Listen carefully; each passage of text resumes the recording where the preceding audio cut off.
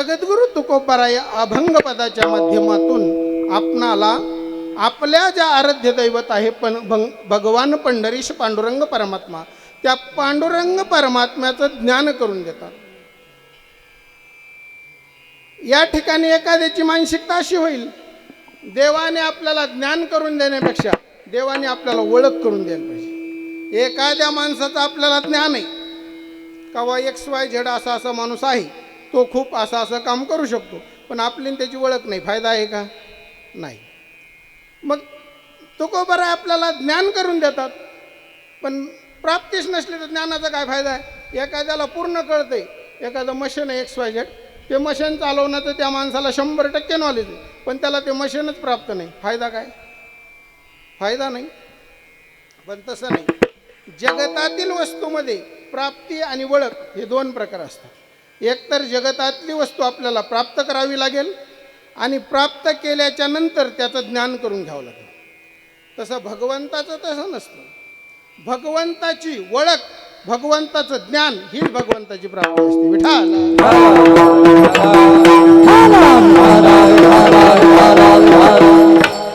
आणि जर आपल्याला देवाचं ज्ञान नसलं, जगतामध्ये कुठल्याही वस्तूचं जर आपल्याला ज्ञान नसेल, तर आपण व्यवस्थित जीवन जगू शकत नाही. ज्ञान नसल्यानंतर आपल्याकडून हानी पण होऊ शकते, आपल्या एखाद्या चांगल्या कार्याचं नुकसान होऊ शकतं. एकदा एक मनुष्य होता, त्याने आपल्या शेतीमध्ये खूप काही भाजीपाला, माळोल, टमाटर वगैरे असं लावलं आणि मग त्याच्या मुलीचं लग्न करण्याचं ठरल्याच्या नंतर त्यांनी मग आता पैसे नव्हते, व्याजाने उसने वगैरे पैसे घेऊन लग्न केलं. त्यांनी अंदाज घेतला की आपण 2-4 एकर टमाटर लावलेत, आपल्याला 10-20 लाखाचे टमाटर होतील. त्या अंदाजाने त्यांनी खूप पुष्कळ खर्च पण केला. पण झालं काय, पिकावरती कधी काय रोग येईल आणि कधी भाव पडतील, शेतकऱ्यासारखं दुर्दैवी जीवन कोणाचंच नाही. सगळा खर्च केल्याच्या नंतर भावाचा आपल्या हातात नाही, त्याच्यामुळं खूप वाईट परिस्थिती. आणि मग त्या टमाट्यावर काहीतरी रोग आला, टमाटर व्हायला गेले, मग ते कर्ज त्याच्यावरती तसंच राहिलं. आणि काय असतं, ज्या लोकांना सवय लागली का सवय, त्या लोकांना काही वाटत नाही. पण एखाद्या माणसाला सवय नसावं, कधीच त्यांनी कुणाकडून 10 रुपये उसने घेतलेलं नसावं किंवा व्याजाने घेतलेलं नसावं, त्या माणसाला जर कुणाचे आपल्याकडे 100-50 रुपये असले त्याचा खूप त्रास होतो. पण ज्यांना सवय लागल्यात का, त्यांना काही नसतं, किती असू दे, ते भेट नाही, नवं कर्ज काढून ते त्यांचं मग एक मत असतं, काय माहिती का, ते बौद्धाचं मत आहे बरं का, आपलं मत नाही, चार्वाकांचं मत आहे, बौद्धाचं नाही, सॉरी. यावत जीवेत सुखम जीवेत ऋणम कृत्वा घृतम पिवेत भस्मीभूतस्य देहस्य पुनरागमनम कुत, असं म्हणतात ते चार्वाकशास्त्रकार. यावत जीवेत म्हणजे जोपर्यंत तुम्हाला जगायचं तोपर्यंत सुखाने जगा म्हणे. पण म्हणले आमच्याकडे पैसेच नाही जगायला, काय करावं? ते म्हणे ऋण काढायचं, कर्ज काढायचं आणि तूप प्यायचं, म्हणे खायचं मग स्टँडर्डच खावं लागेल. मग म्हणे बरं ते फेडायचं कशाने? ते म्हणे भस्मीभूतस्य देहस्य पुनरागमनम कुत. ते म्हणे काय येडे तुम्ही, एकदा हे देह जाळा लागते पुन्हा येतोय. आपलं तसं मत नाही, आपल्याकडे पुन्हा जन्म मानला जातो. विठाला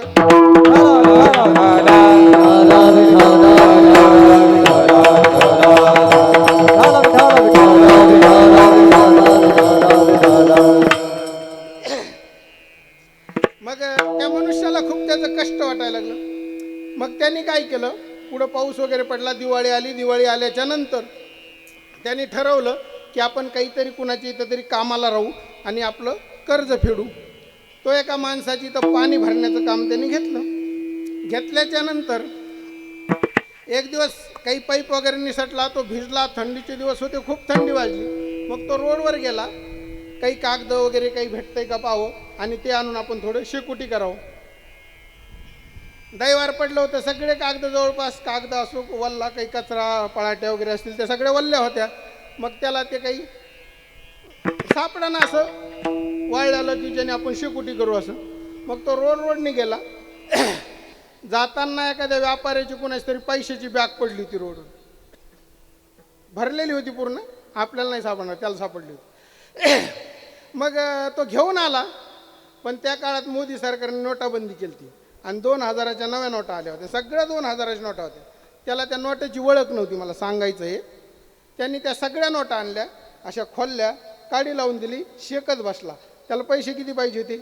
थोडेच पाहिजे होते, पण ओळख नसल्यामुळे नुकसान झालं का नाही? तसं आपल्याला देवाची ओळख नाही, देव आपल्याला प्राप्त नाही असं नाही, कारण देव आपल्या अंतःकरणामध्ये बसलेलाच आहे. सर्व घटी राम देहादेही एका, सर्व घटी राम देहादेही एका, सर्व घटी राम देहादेही एका, सर्व घटी राम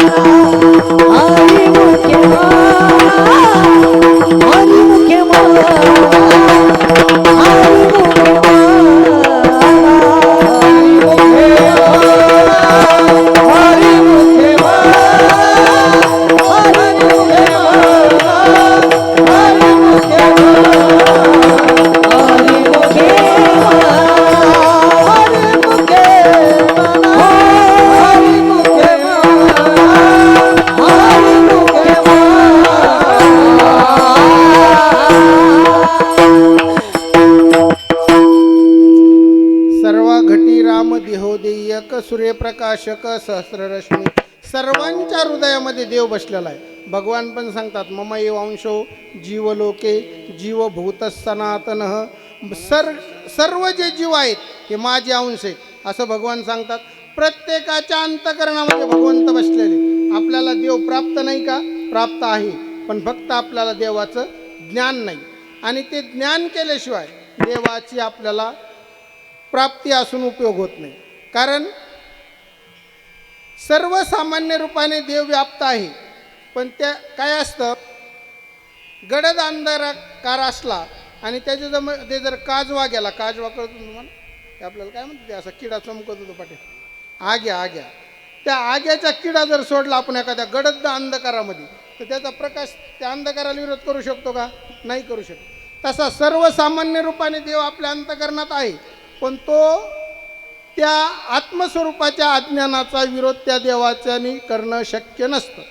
तिथं आपल्याला ज्ञान करून घ्यावं लागेल, देवाची जाणीव करून घ्यावं लागेल. एखाद्या संतांच्या कृपा आशीर्वादाने आपल्याला देवाची हरी प्राप्तीचे उपाय, हरी संतांचे उपाय, हरी संतांचे उपाय, हरी संतांचे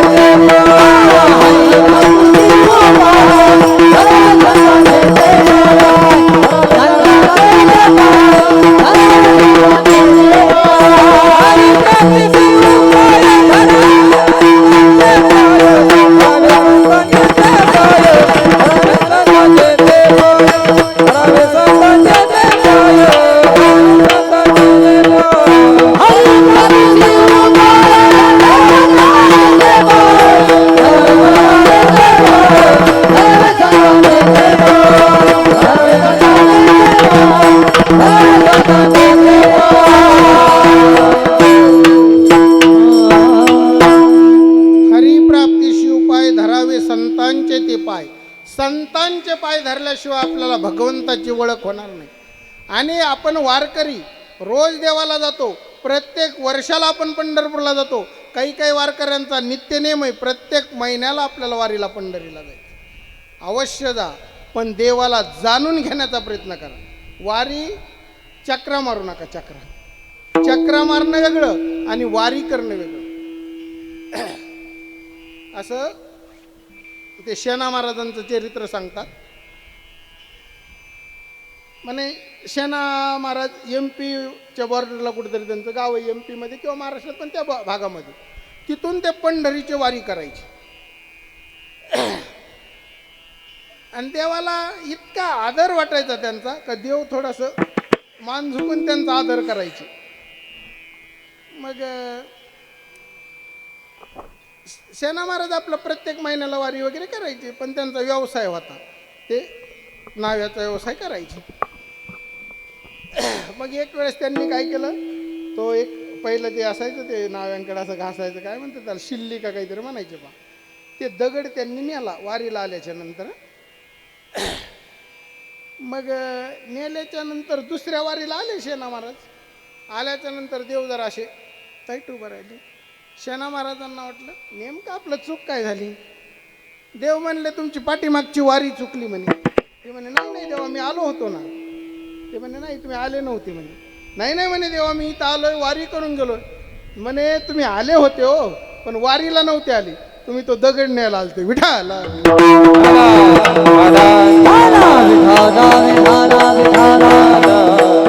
मग नंतर त्यांना पश्चाताप झाला, ते दुसऱ्या वारीला आले, पुन्हा तो दगड टाकून दिला त्यांनी. टाकून दिल्याच्या नंतर पुन्हा देवाची तीच परिस्थिती. त्यांनी देवाला विचारलं, देवाने सांगितलं आता तुम्ही आलते ना, पण आता दगड टाकण्यासाठी आले. मग आता आपण ठरवा आपण कशा वाऱ्या करतो. विठाला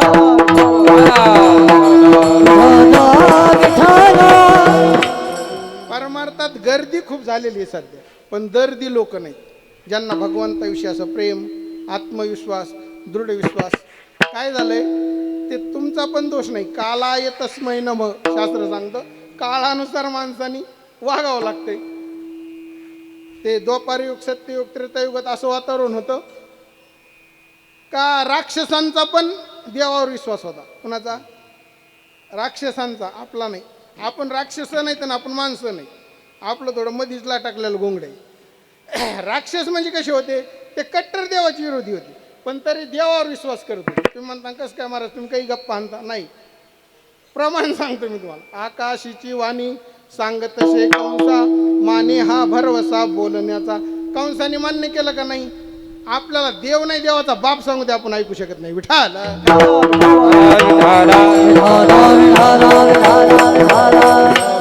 बरं, आपल्यात तेवढी हिंमत नाही देवाला विरोध करायची, आहे का?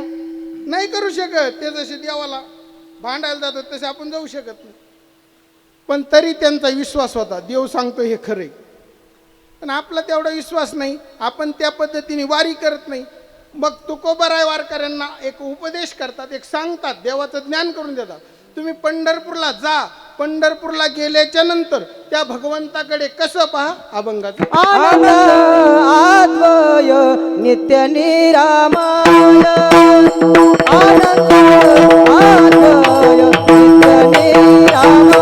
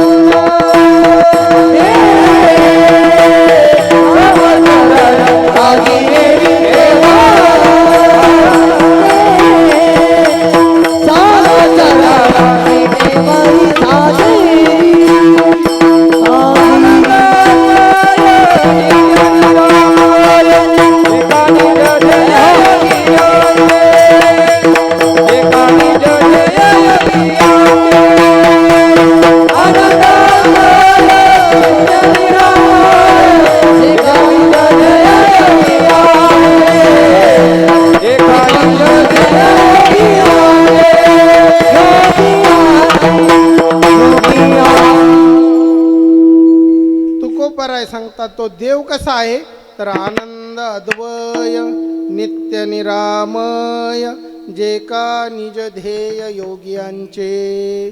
जगद्गुरु तुकोबराय सांगतात का तो देव कसा आहे तर आनंद स्वरूप तो देव आहे. आपल्याला तर तसा काही वाटत नाही, कारण आपली भावना पण तेवढी नसते. आनंद म्हणजे सुख, आणि प्रत्येक जीवनामध्ये प्रत्येक मनुष्याची एकच इच्छा असते, फक्त काय पाहिजे आपल्याला सुख. मग अख्खी जिंदगी आपण त्यातच व्हायला घालतो. कारण असं एक प्रमाण आहे, सर्व सुखाची आशा जन्म गेला, क्षण एक मुक्ती यत्न नाही केला, हिंडता दिशा शिन पावला, माया वेष्टीला जीव माझा. सर्व सुखाच्या आशेने आपण जीवन जगतो.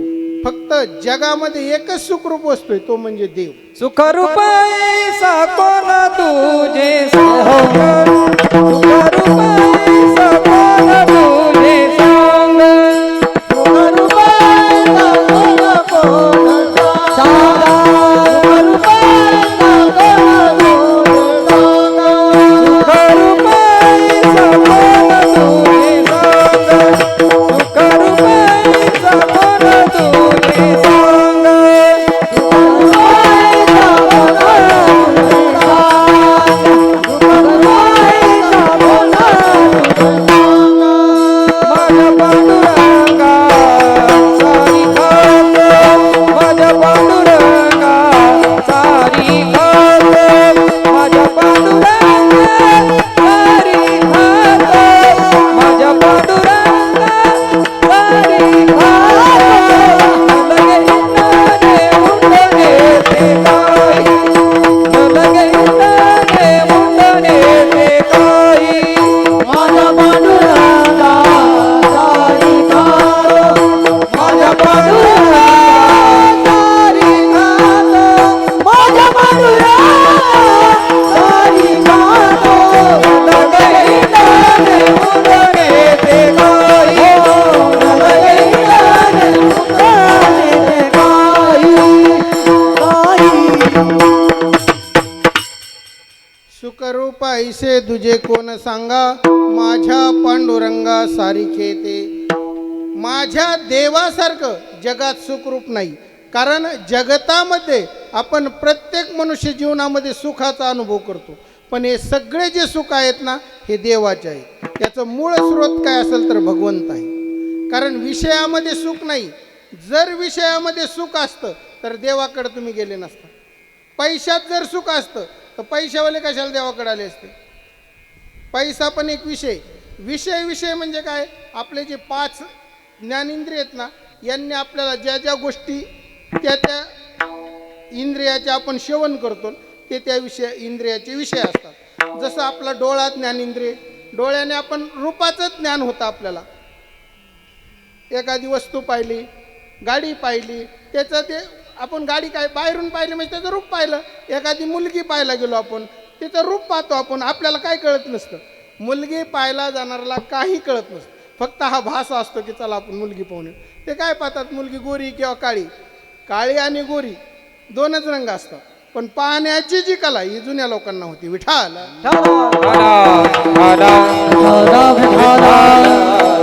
डोळ्याचा विषय रूप, ते पाहिल्यानंतर तुम्हाला सुख होईल, पण फक्त भगवंताचं सुख वाचल्यामुळे ते होतं. तसं होऊ शकत नाही. आपला रसना इंद्रिय म्हणजे जीभ.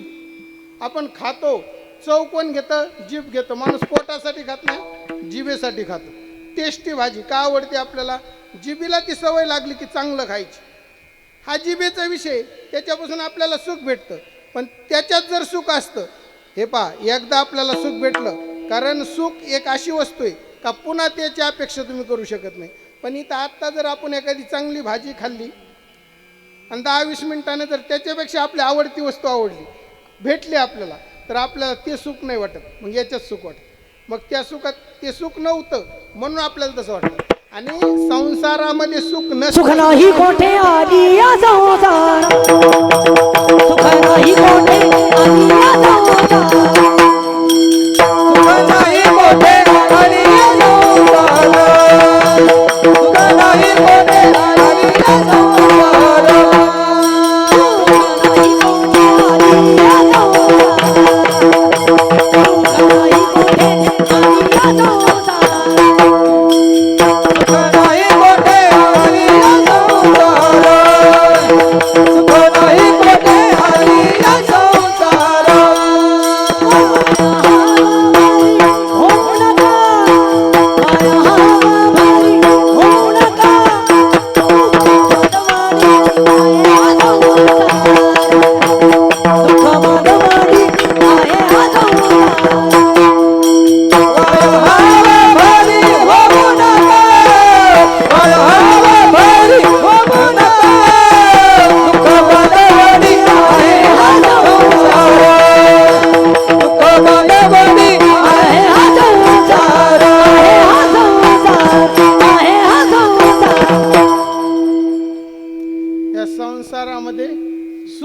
नावाची वस्तू नाही.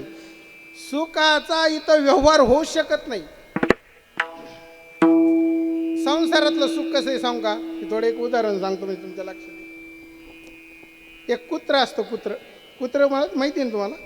ते काय करतं, असं जंगलात फिरता फिरता एखादं हाडूक सापडतं त्याला. ते हाडूक सापडलं की ते घेऊन येतं आणि चगळीत राहतं. ते चगळून ते हाडूक एकदम हार्ड असतं, कडक असतं. ते कडक असल्यामुळे त्याचं तोंड फुटतं आणि त्याच्यातून रक्त निघतं. कशातून? त्याच्या तोंडातून, कुत्र्याच्या. त्या कुत्र्याला काय वाटतं माहिती आहे का? हे रक्त हे हाडकातून निघतं. काय?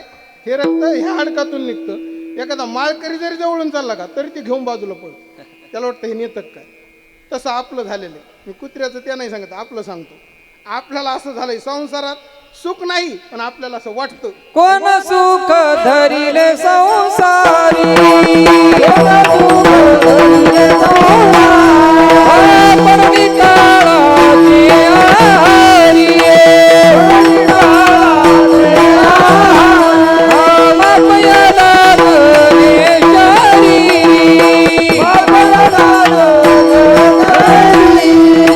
झाली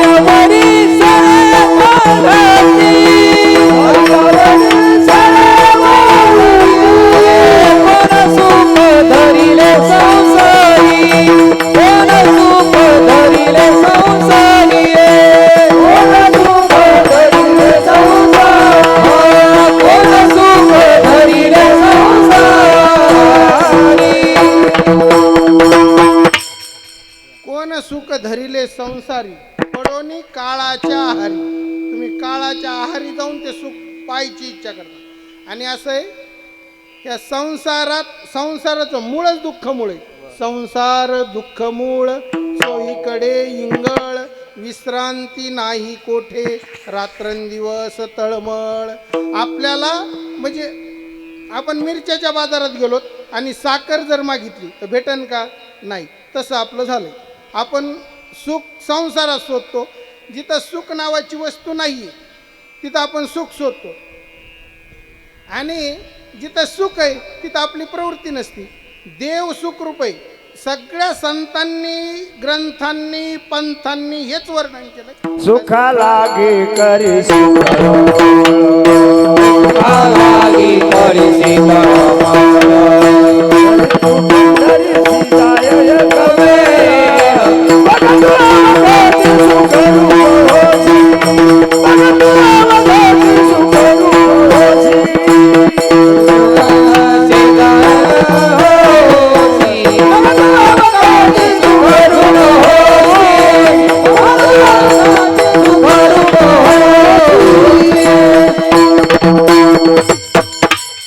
जर तुम्हाला सुखाची तळमळ आहे तर तुम्ही एकदा पंढरीला जा.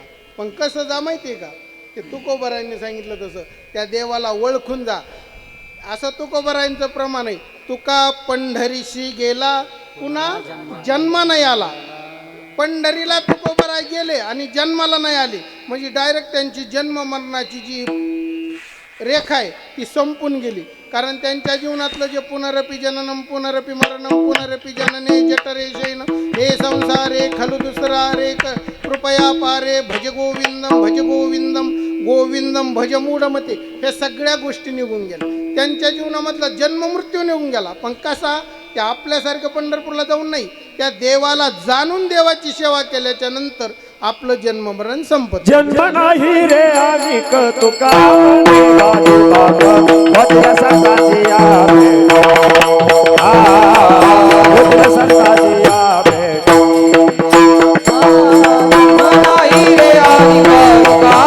बाजी भाकर जनताची बेटी नामो सुखाची मोठी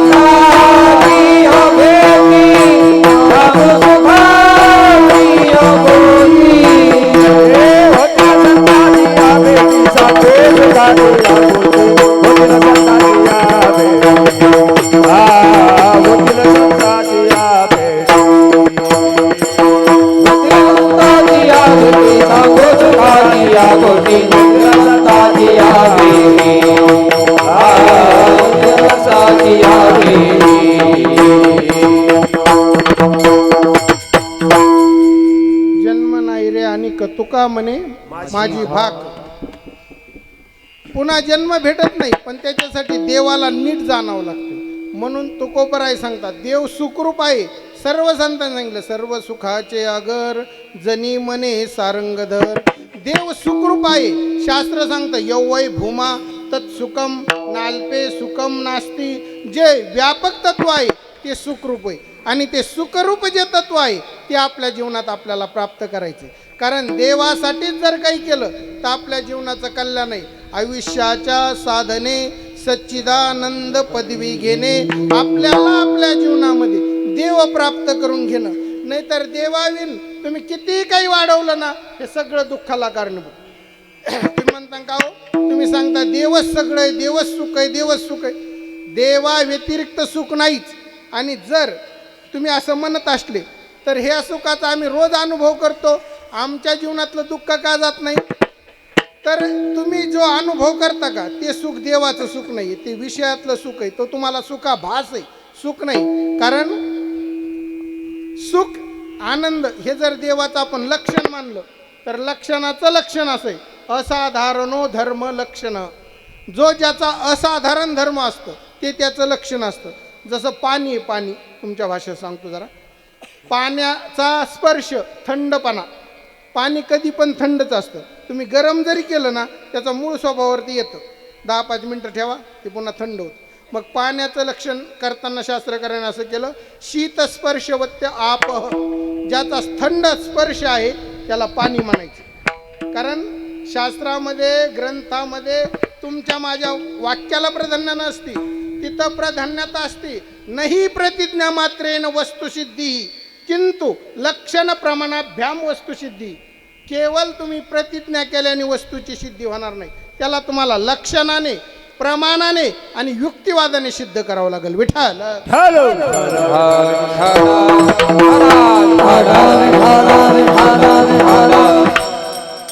आणि लक्षण करत असताना लक्षणावरती 3 दोष येऊ नये असं शास्त्र सांगतं. अव्याप्ती, अतिव्याप्ती आणि असंभव. तुम्हाला हे ऐकायला थोडं कठीण जाईल, कारण आजकाल कीर्तन लोकाला गप्पा छप्पा ऐकायची सवय लागली. पण आपला धर्म आहे, धर्ममंडपामध्ये धर्माचं सांगावं असं माझं मत आहे. विठ्ठल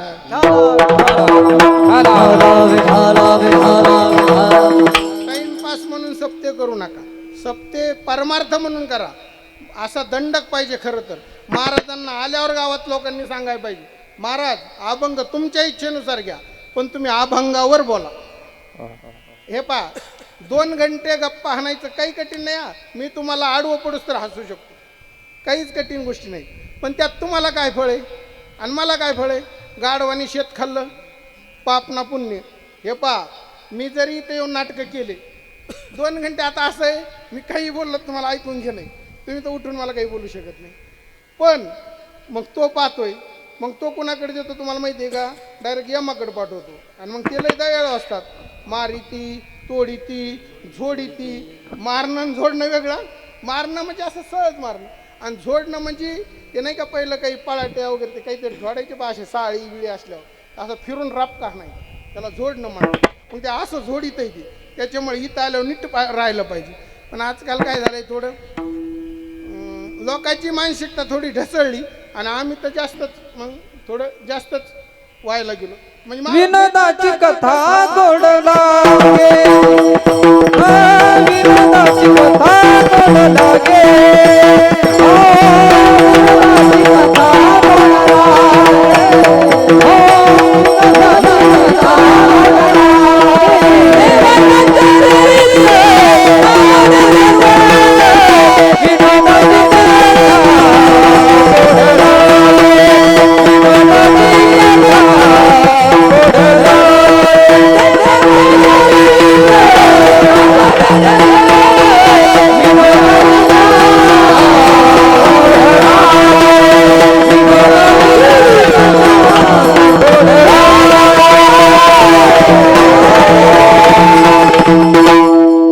विनोदाची कथा गोड विनोद माणसाला गोड लागतात. असं एक माऊलींची गोळी व्यवस्था एकदम याच्या. विषय विषयाचा पडी पाडू, गोड परमार्थू लागे कडू, कडू विषय तो गोडू जीवाशी झाला. आपला असं आहे विषयामध्ये आपल्याला गोड वाटतोय, पण जो गोड परमार्थ आहे तो कडू वाटतो. त्याच्यामुळं परमार्थामध्ये हे पहा, तुम्हाला टाईमपास करण्यासाठी मोबाईल आहे, टी व्ही आहे, आणखी खूप काही साधन आहे, तिथं तुम्ही टाईमपास करा. पण आपल्या धर्ममंडपामध्ये आले काय होतंय तुम्हाला मी सांगू का, त्यात तुमचा 50% आणि आमचा 50% दोष आहे. एका हाताने टाळी वाजत नसती. लोक इतके चमत्कारी तुम्हाला सांगतो, काही काही लोक मंडपाजवळ गेलं का, बाबा कालच्या बाबांना लई विनोद केले हो, थोडी विनोद करा बरं का. अरे झक मार्या हो, विनोद ऐकायला आले का इथं तुम्ही? नीट कीर्तन ऐका, देवाचं ऐका. हा, टाइमपास करायला येऊ नका. तुमची बरबादी आमची बरबादी कशाला करता? आल्यानंतर व्यवस्थित महाराजाला सांगायचं, महाराज दणकून परमार्थ सांगा. हे पा, तुम्हाला एकदा नाही कळणार, दोनदा नाही कळणार, तीनदा तुम्ही सांगा मला. तुमच्या गावामध्ये 10 सप्ताह होता, 10 सप्ताहातले 8 कीर्तन किती झाले? 80. आणि हे 11वा 88 कीर्तन. 88 महाराज तुम्ही उघडून पेले, पण आम्ही नाही सुधारलो. शेवाळ्याला गोटाळ्यासारखे विठाल.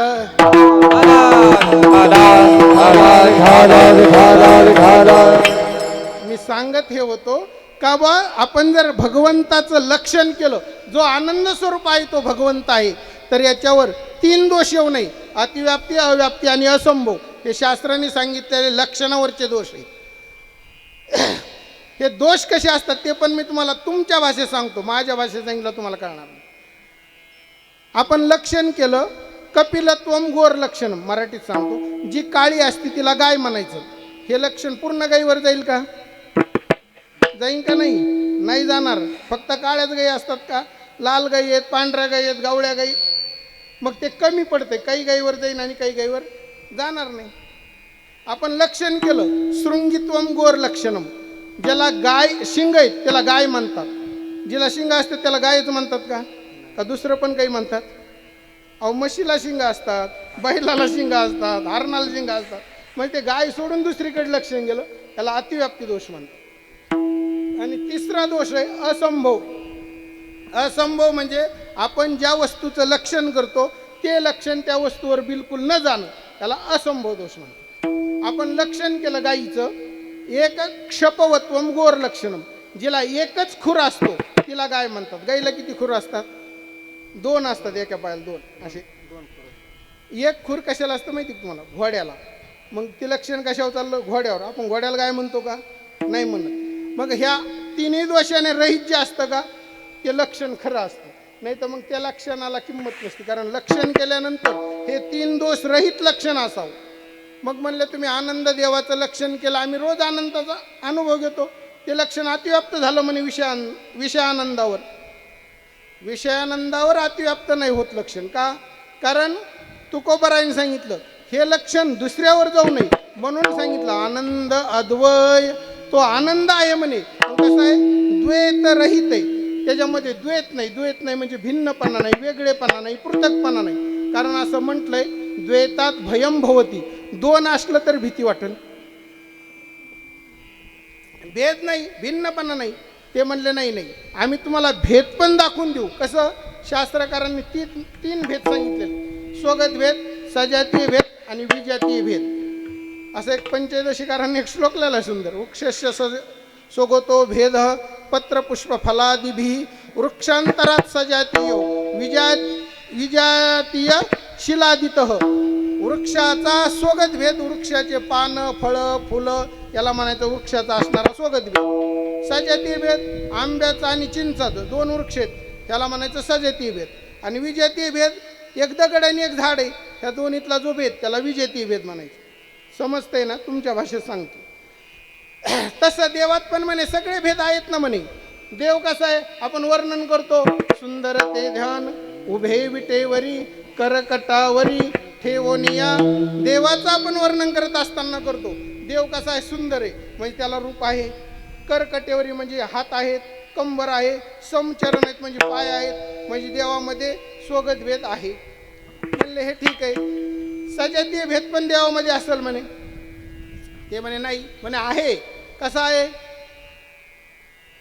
भगवान पंढरीश पांडुरंग परमात्मा देव आहे, शिवजी पण कोण आहेत?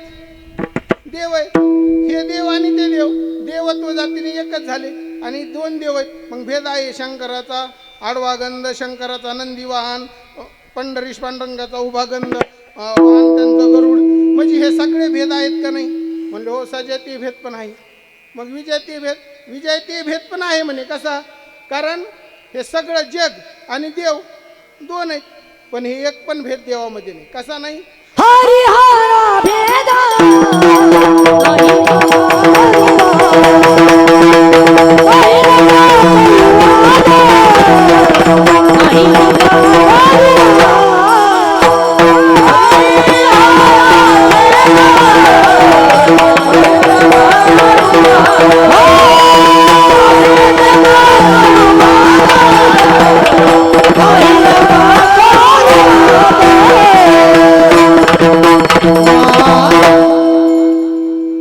हरिहरा भेद नाही नका करू वाद.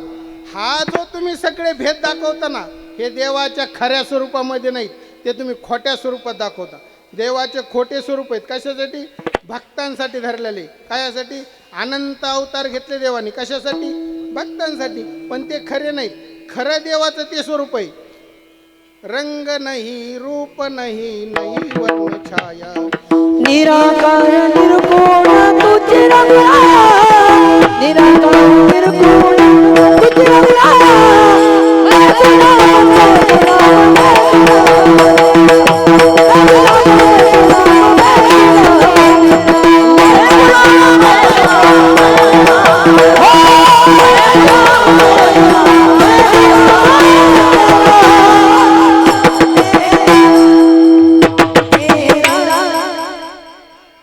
रंग नाही, रूप नाही, नाही. देवाला रंग नाही, रूप नाही. ते जे निर्गुण तत्व आहे ना, ते खरं तत्व आहे. आणि नाही रूपावर गुणाला नाही रूपावर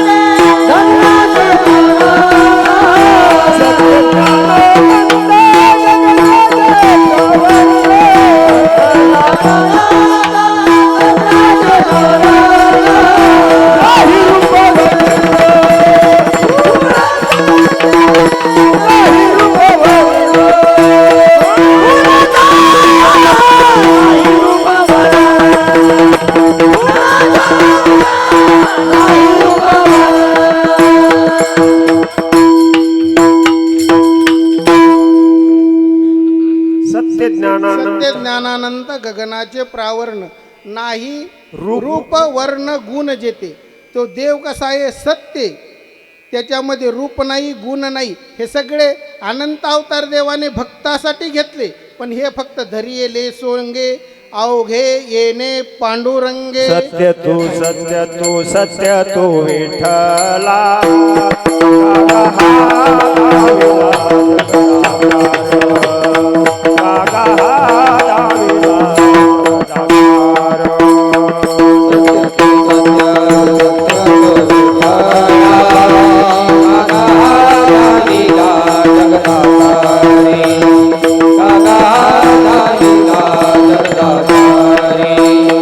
सत्य तो सत्य तो सत्य तो विठ्ठला.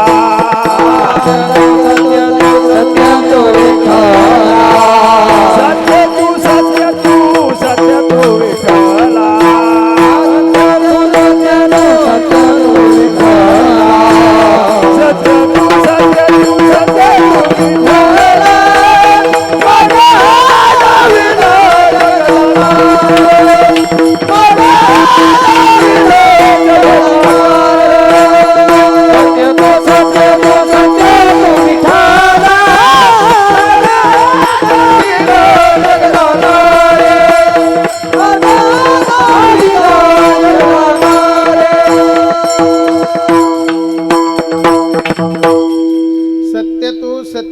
सत्य तू विठ्ठला. कारे हा दाविला, कागा हा दाविला जगताकार. देव सत्य आहे, तरी हा आम्हाला जगताकार का दाखिला? संसार झालाच नाही असं मानणारे शास्त्रकार. संसार झाला होता हे तो एक समूळ मिथ्या वार्ता, म्हणजे खोटी बातमी आहे म्हणे संसार झालताय. अजातवादाच्या दृष्टीने संसार झालाच नाही. आणि हे सगळं देवांनी एक खेळ रचला, खेळ मायेचा खेळ. ते जादूगार नसतो का, जादूगार पहिले यायचे, आता राहिलेच नाही काय यायचे, ते असं खेळ दाखवायचे. आणि ते पुढं लहान पोरगा असायचे, ए जमुडे बोल असं म्हणायचं ते, आणि ते खेळ करून दाखवायचे. तसा देवाने हा एक खेळ केलेला आहे. त्या सत्य स्वरूपामध्ये स्वगत भेद नाही, सजातीय भेद नाही, विजातीय भेद नाही. संसार झालाच नाही, त्याच्यासोबत तुम्ही विजातीय भेद कसा दाखवता? त्याच्यात पुन्हा समान सत्तेमध्ये साधक बाधक व्यवहार होत असतो. व्यावहारिक सत्तेत व्यावहारिक सत्तेचा साधक बाधक व्यवहार होईल. प्रातिभाषिक सत्तेमध्ये प्रातिभाषिक सत्तेचा साधक बाधक व्यवहार होईल. आणि पारमार्थिक सत्तेतील व्यवहाराचा साधक बाधक व्यवहार पारमार्थिक सत्तेत होईल. असा कुठं पण होत नसतो. मग असा आनंद अद्वय असणारा देव कसा आहे तर नित्य. नित्य म्हणजे ज्याचा कधीच नाश होत नाही. त्रैकाल अबाधितत्वम नित्यत्वम, ज्याचा तिन्ही कालामध्ये नाश होत नाही त्याला नित्य म्हणायचं. कारण असं असतं, आपण पहिलं नव्हतो, आता आहेत, पुढं पण राहणार नाहीत.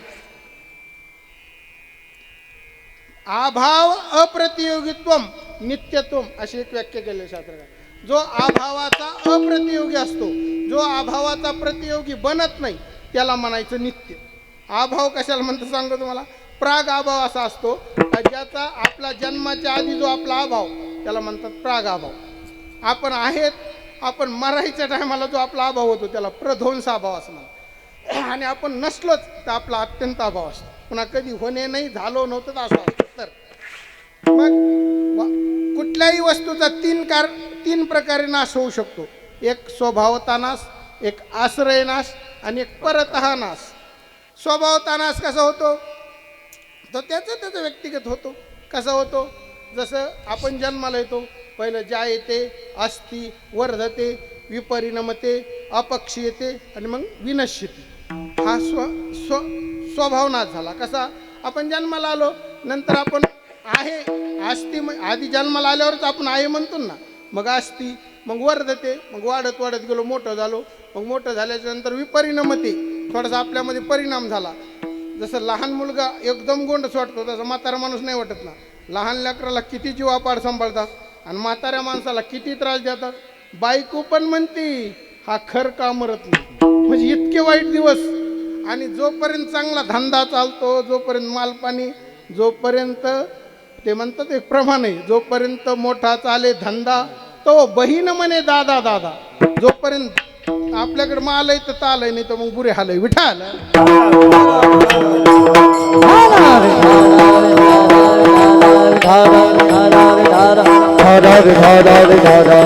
म्हणून अशी एक मन आहे व्यवहारात. माणूस मूर्ख असावा पण पैशावाला असावा. विठाल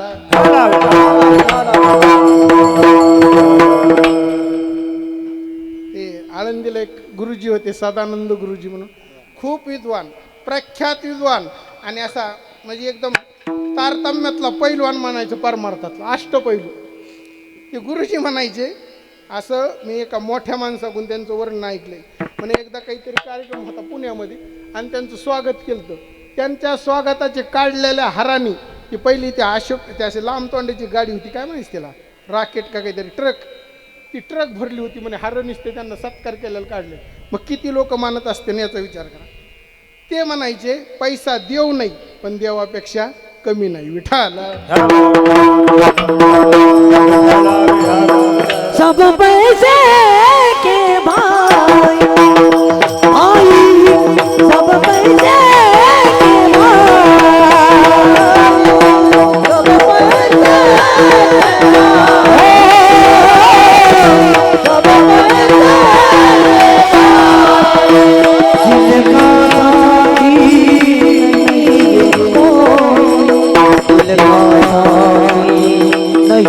नहीं रे, दिल का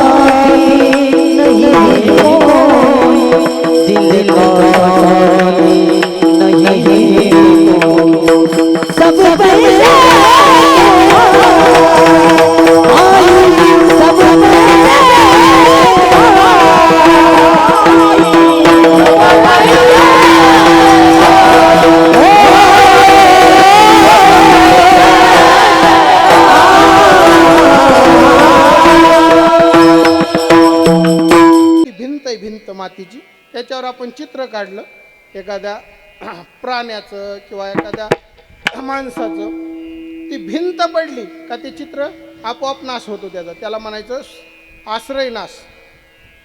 पडवनिया गेली भिंती चित्राची होय माती, असं ज्ञानोबरायांनी वर्णन केलं. भिंतीवर काढलेलं चित्र आहे, भिंत पडली का चित्राची माती आपोआप होती, याला म्हणायचं आश्रय नाश.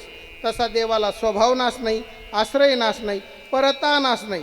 आणि आणखी कसा आहे तो देव, तर निरामय. निरामय आमय म्हणजे दुःख, व्यथा, दरिद्रता, ह्या सगळ्या गोष्टी ज्याच्यातून निघून गेलेल्या, म्हणजे ज्याच्यात नाहीत, त्याला म्हणायचं देव. असा आनंद अद्वय नित्य निरामय असा आमचा कोण आहे, पंढरीश पांडुरंग परमात्मा. आणखी कसं आहे म्हणे, जे का निज ध्येय योगियांचे, तो योग्यांचं निज ध्येय म्हणे. योगी शब्द, योगी शब्दाचा असा रूढी अर्थ आहे, जो योग करतो त्याला योगी म्हणतात. योग म्हणजे अष्टांग योग, आसन, प्राणायाम, ध्यान, धारणा, समाधी, सविकल्प समाधी, निर्विकल्प समाधी. ह्या दत्त परंपरेमध्ये ह्याला खूप मानलं जातं बरं का महाराज. सध्या तरी असं आहे, कलियुगामध्ये दत्त परंपरेला खूप प्राधान्यता येणार आहे. आणखी तरी थोडे कालांतराने खूप भविष्यामध्ये नाथ संप्रदाय आणि दत्त संप्रदायाचा खूप प्रचार प्रसार होणार आहे कलियुगामध्ये. आणि याच्यात हे चालतंय. सामान्य योग शब्द म्हणजे याला रूढी अर्थ म्हणायचं, पण जर यौगिक अर्थ, ज्याला आपण शास्त्रबद्ध व्याकरण शुद्ध अर्थ म्हणलं, तर युज संबंधे धातूपासून योग शब्द म्हणतो. आणि त्याला ईच प्रत्यय केल्यानंतर योगी शब्द म्हणतो. योगी शब्दाचा अर्थ होतो जो संबंध जोडतो. मग जो देवाशी संबंध जोडतो त्याला काय म्हणायचं, योगी म्हणायचं. मग तो कर्माच्या माध्यमातून जरी देवाशी संबंध जोडत असेल तरी तो कर्मयोगी. एखादा ज्ञानाच्या माध्यमातून देवाशी संबंध जोडत असेल तर त्याला ज्ञानयोगी. एखादा भक्तीच्या माध्यमातून देवाशी संबंध जोडत असेल तर त्याला भक्तयोगी म्हणायचं. आणि एखादा अष्टांग योगाच्या साधनेतून जर भगवंताची प्राप्ती करून घेत असेल तर त्याला योगी. हे रूढी बी म्हटलं जातं आणि शास्त्रशुद्ध पद्धतीने पण म्हटलं जातं.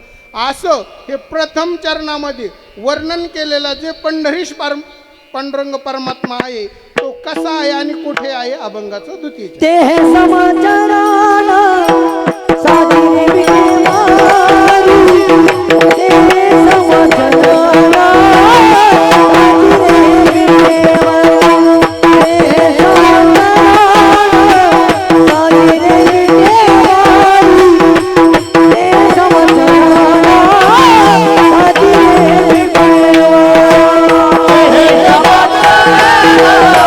साधिरे विकेवारी. हे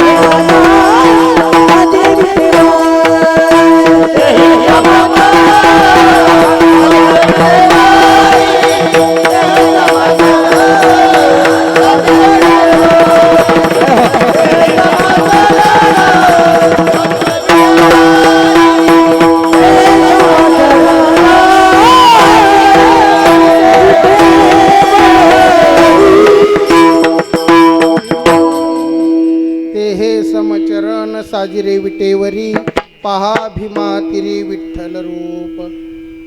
तुकोबाराय म्हटले तो देव ज्या प्रथम चरणामध्ये मी जे देवाचं वर्णन केलं तो देव कसा आहे म्हणे. त्यांनी सांगितलं ते आणि हे काय रे ते आणि हे. शाळेत जात नाहीत का तुम्ही. व्याकरण शिकवलं का तुमच्या शाळेत. काय काय शिकवलं. नाम सर्वनाम शिकवलं का. सर्वनाम येतं का तुम्हाला.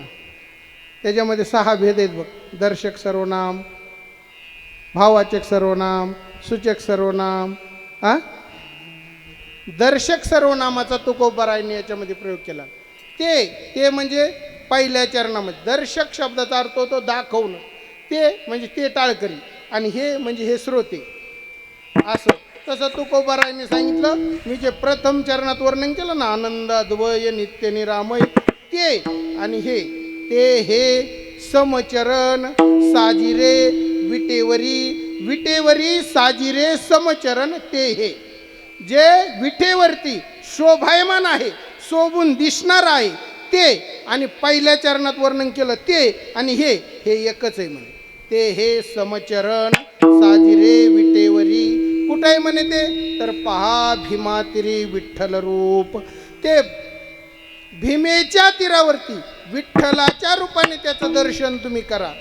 पण काही जण म्हटले तुकोबाराय एवढं तुम्ही वर्णन केलं की असे देव तसे देव आनंद स्वरूप आहे सुख स्वरूप आहेत आणि हे असे ते मग हे असे कसे झाले.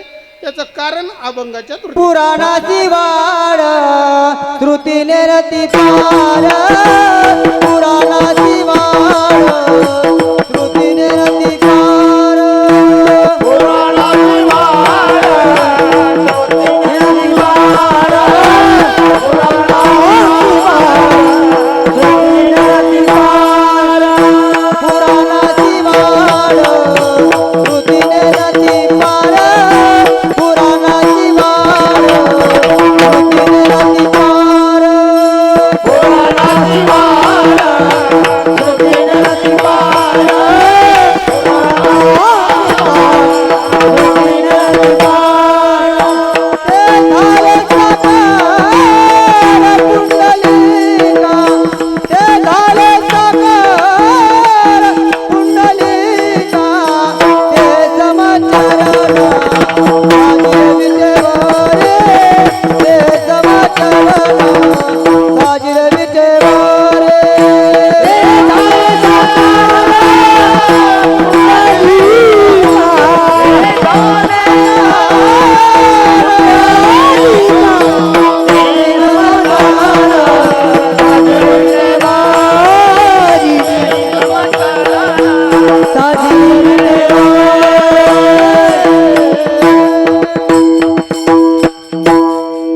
तुकोबाराय सांगतात ते झाले साकार पुंडलिका म्हणे जे पहिल्या चरणामध्ये वर्णन केलंय ते देव पुंडलिकासाठी साकार झाले म्हणे.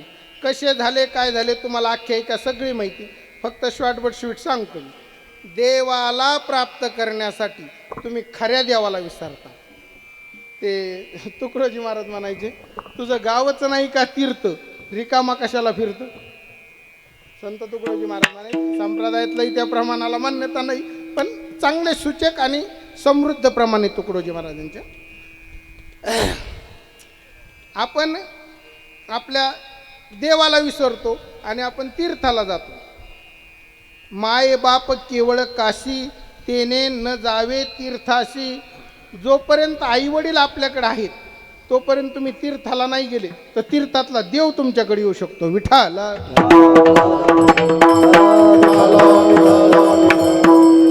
आणि ह्या पंढरीश पांडुरंग परमात्म्याला फक्त आई वडिलांमुळेच तिथे यावं लागतं. तुम्हाला माहिती आहे पुंडलिकराय देवाला गेले ती बायकोच्या खूप पुढं करायचे. हा बायको एक असा कुठला प्राणी माहित नाही कुणी पण त्याचं ऐकतं. विठ्ठल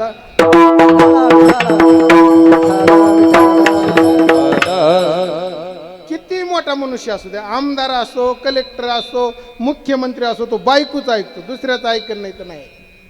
म्हणजे विशेष आहे महाराज जो अख्ख्या महाराष्ट्राला समजू शकतो तो घर गेला बायकोच ऐकतो म्हणजे विशेष आहे की नाही. तर पुंडलिकराय थोडं असं त्यांचं जीवनचरित्र होतं पूर्वकालीन काही मग ते कुकुट स्वामींच्या आश्रमामध्ये गेले म्हणे. तिथे गेल्याच्या नंतर ते कुकुट स्वामी काशीच्या पहिलं 12 किलोमीटर काहीतरी ते राहायचे. मग कुकुट स्वामींना पुंडलिकरायांनी विचारलं, महाराजजी तुम्ही कधी काशीला गेले का? त्यांनी सांगितलं नाही. म्हणे काशी तर इथून 10-12 किलोमीटर आहे. ते म्हणे मला काशीला जायची गरजच नाही. म्हणे का? म्हणे माझी काशीच्या घरात आहे म्हणे. मग पुंडलिकरायांना विशेष वाटलं. मग पुंडलिकरायांनी बघितलं की हे साधू करतात काय, आई वडिलांची सेवा. आणि मग तिथून ते पुंडलिकरायांनी बोध घेतला. आई वडिलांच्या सेवेमध्ये सगळं काही त्यांनी ते काशीला वगैरे जायचं सोडून दिलं, घरी आले, इथे येऊन आई वडिलांची सेवा केली. आपण खूप कीर्तन ऐकतो, खूप ग्रंथ वाचतो, पण आपण बोध कधी करून घेत नाही. आणि ते घ्यायचा बी नाही, उघड डोक्याला खोराक विठाला.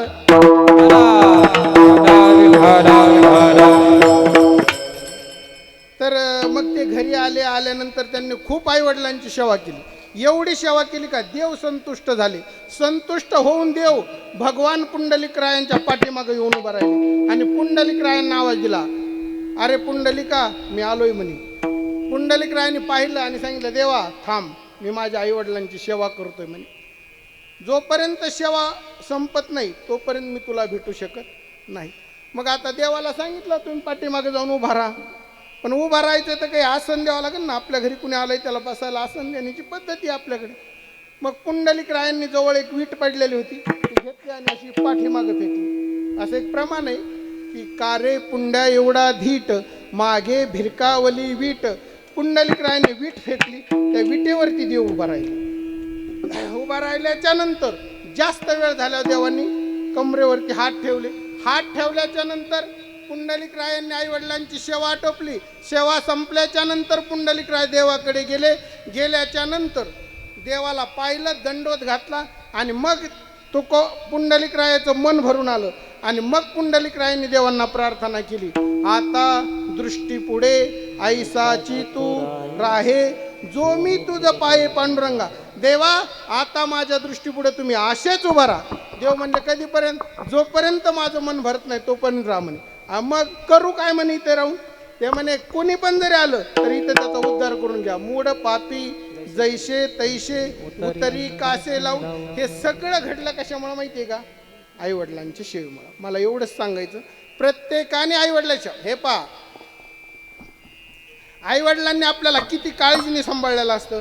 लहान असताना एक आई वडील स्वतः खाणार नाही पण आपल्याला खाऊ घालतात का नाही? हे आपण कधी विसरतो? एक बायको आल्यावर. किती दुर्दैवाची गोष्ट आहे. बरं ती बायको पण किती विचित्र असते तुम्हाला मी सांगतो. तिला वाटतं आपल्या भावजाईने आपल्या आई वडिलाला सांभाळावं, म्हणजे विशेष आहे.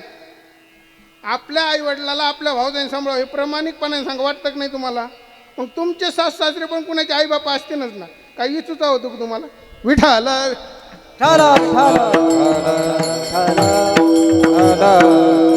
नवऱ्याचे आई बापा असले तरी ते आई बापाचे, त्याला त्यांनी जन्म दिलाय. आणि तुमचे असले तरी आई बाप आहेत. संभळीत जा, चांगलं राहा. हे पहा कुठल्या क्षणाला भरोसा नाही. एका क्षणात माणसाचं काय होईल म्हणून भरोसा नाही. लोक विचित्र लोक पाहिलेत मी काही का, दुसऱ्याला खूप घाव घालणार पण आई बापाला म्हणलं ते कापायला जात. आई रे बेमान दुनिया आई रे, आई रे बेमान दुनिया आई रे, आई रे, आई रे बेमान दुनिया आई रे, आई रे बेमान दुनिया आई रे. बाबा का कोई नहीं माना, कोई नहीं माना, औरत का भगवान रे. आई रे बेमान दुनिया आई रे, आई रे बेमान दुनिया आई रे.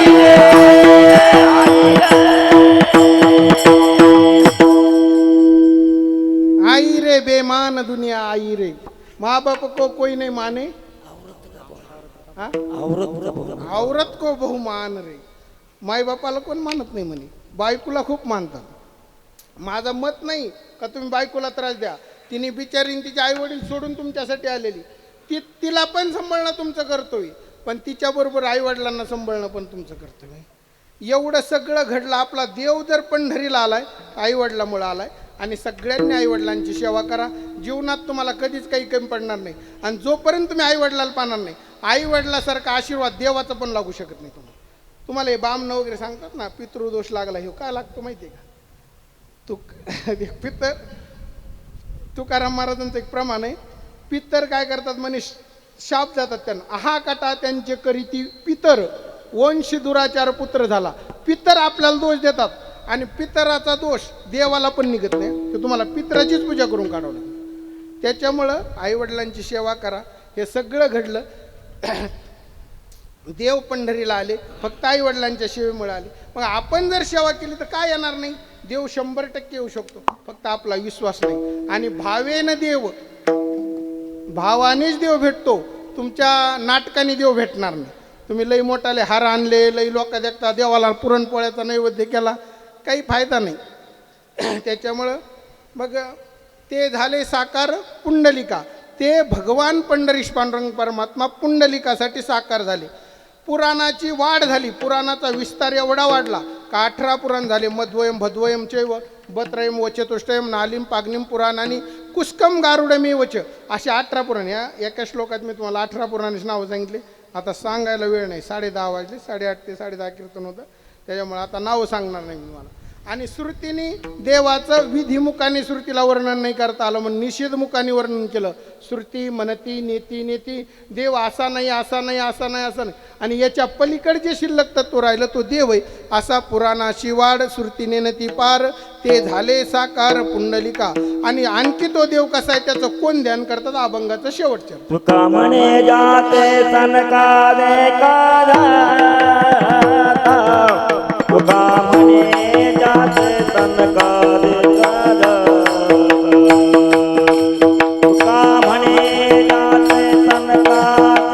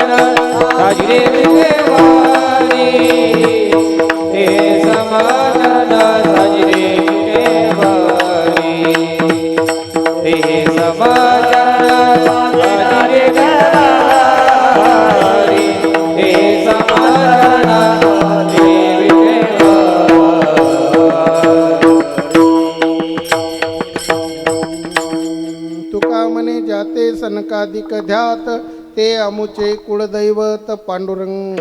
ते हे समचरण साजिरे विटेवरी, पहा भीमा तिरी विठ्ठल रूप. विठोबार हो